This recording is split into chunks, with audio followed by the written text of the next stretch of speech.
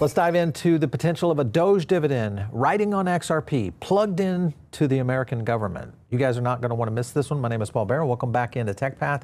Let's get into it. Let's talk about Uphold. This is a great place to get your crypto venture started. You guys can jump over to uphold.com. You'll get early notices of tokens coming on the system.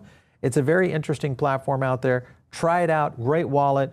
All you have to do is use our link down below to get some additional features and benefits.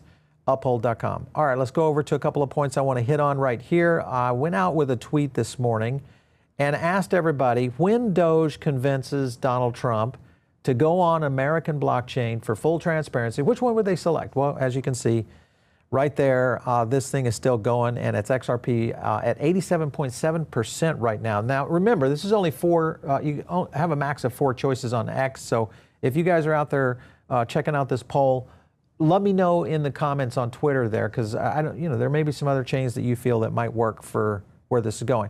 I want to go to a clip real quick, because this is where it gets into the theme of what we're talking about today and how the government efficiency program is starting to make an impact. Take a look. The country of Colombia. Well, it's nice. 25 million to go into Colombia. In Africa, $520 million. Somebody got $520 million for something that nobody ever heard of.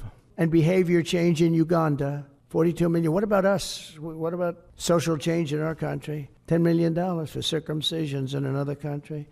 And $21 million for voter turnout in India. We're giving $21 million for voter turnout. It's voter turnout in India. What about like voter turnout here? In Nepal, $1.5 million for voter confidence. We want to give them confidence.